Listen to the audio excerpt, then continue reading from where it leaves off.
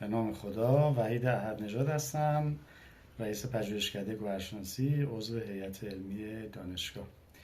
عرض کنم خدمتون که با توجه به تقاضاهای خیلی زیادی که از طریق دانشجویان و همکاران و عموم مردم که باشون برخورد داشتن در بازار یا محل کار در زمینه آموزش گوهرشناسی، تصمیم گرفتم که یک سری فیلم هایی رو جهت آموزش گوهرشناسی تهیه بکنم و به شکل در واقع آموزش عمومی اینها رو آماده بکنم که همه بتونن ازش استفاده بکنن.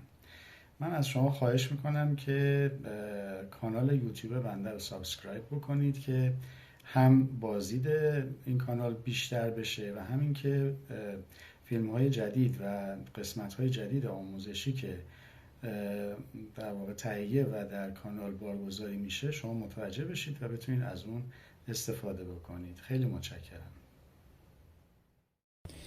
خب در ابتدای کار ما سعی میکنیم که مفاهیم و تعاریف پایه رو خدمتتون ارائه بدیم تا در ادامه فهم مشترکی داشته باشیم از مسائل. ببینید همونطور که در تصویر میبینید ما 3 تا مسئله داریم، 3 تا مفهوم داریم در بحث گوهرشناسی. یکی فلزات گرانبها هستن، precious metals، که حالا ما بیشتر طلا و نقره و پلاتین رو شاید شنیده باشیم، ولی فلزات دیگری هم هستن که معمولا به عنوان آلیاژ یا روکش در صنعت طلا و جواهرات از اونها استفاده میشه.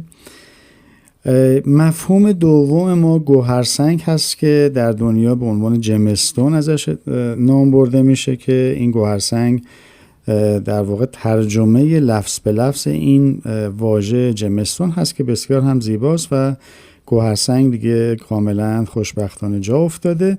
نکته‌ای که باید عرض بکنم این هست که ما دیگه الان چیزی به اسم precious یا semi precious gemstones رو نداریم یا precious semi precious stones رو نداریم، یعنی سنگ های قیمتی و نیمه قیمتی.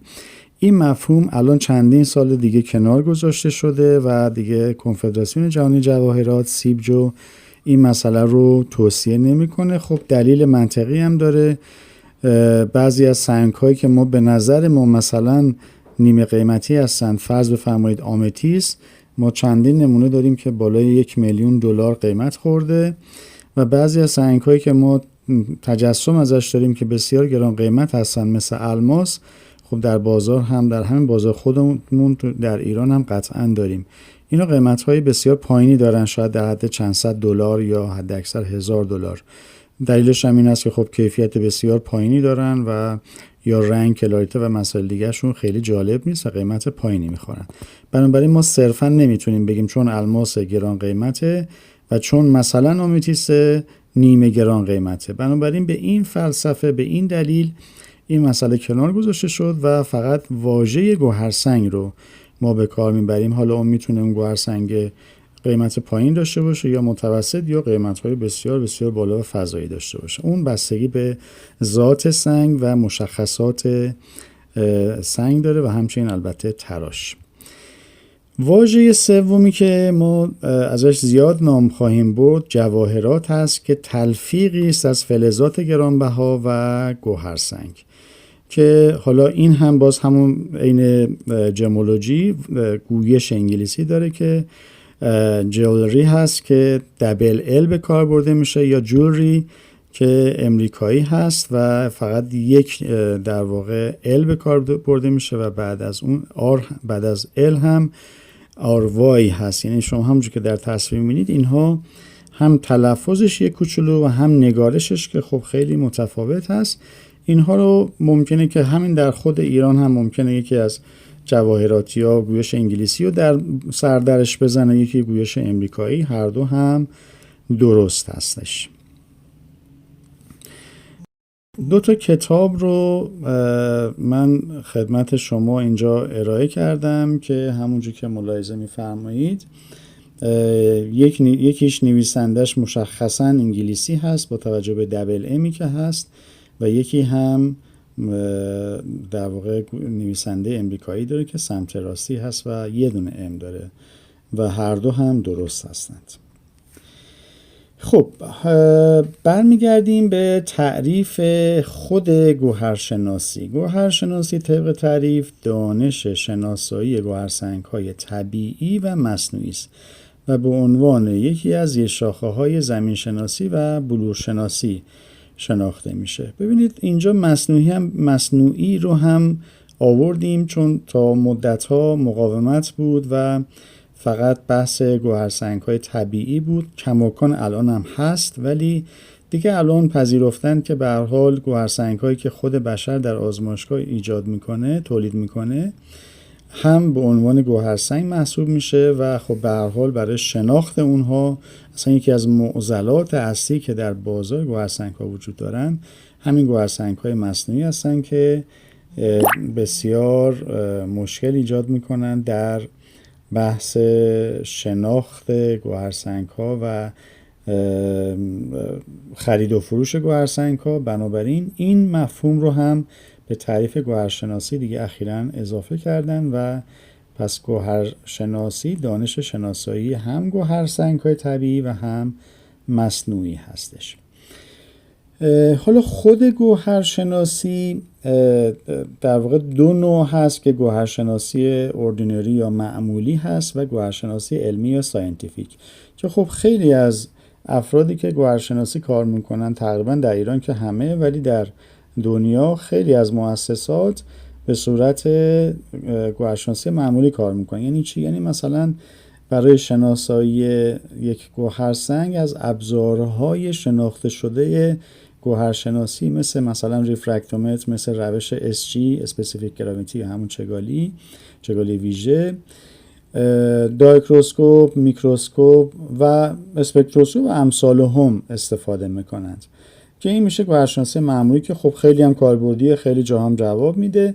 اما در بعضی مواقع گوهرسنگ پیچیده هست یا مصنوعی یا بهسازی شده و شرایط خاصی داره که در اینجا دیگه اون روش‌های طبیعی پاسخگو نیست و ما باید بیایم از متدهای پیچیده‌تری استفاده کنیم که اینجا میشه گوهرشناسی علمی یا ساینتیفیک جمولوژی، که حالا تنها جایی که فعلا من اطلاع دارم که این دوره رو به صورت رسمی دایر کرده همین انستیتوی گوهرشناسی سوئیس یا SSEF هستش، که در این در واقع رده گوهرشناسی میان از انواع روش‌های طیف سنجی یا اسپکترومتری استفاده میکنن، حالا FTIR، رامان اسپکترومتری، ترمولومینسانس و غیره و غیره، که بتونن اون مشخصات سنگ رو به دقت بررسی بکنن و مشخص کنن که آیا سنگ طبیعی هست یا مصنوعی یا بهسازی شده، یا اینکه اوریجین سنگ کجاست، کانتری آف اوریجین سنگ کجاست، مثلا یه یاقوت آیا این یاقوت برمه است، سریلانکاست و غیره و غیره. پس گوهرشناسی به دو نوع تقسیم میشه همونجور که خدمتشون عرض کردم. اما خود گوهر چیست؟ گوهر به هر کانی طبیعی کمیابی که دارای زیبایی و دوام باشه گفته میشه. همونجور که در تصویر میبینید 3 ویژگی اصلی داره: کمیابی، زیبایی و دوام. و اون بحث طبیعی هم که عرض کردم. حالا دیگه مصنوعی رو هم میشه به این اضافه کرد، ولی حالا طبق تعریف کلاسیک به این شکل استفاده میشه. عرضم به خدمتون یه نوع تعریف دیگه هم هست که میگه حالا به هر کانی یا ماده طبیعی سختی گفته میشه که اونو بتونیم برشش بدیم یا پولیشش بدیم و در جواهرات استفاده بکنیم، به این میگیم ما گوهرسنگ.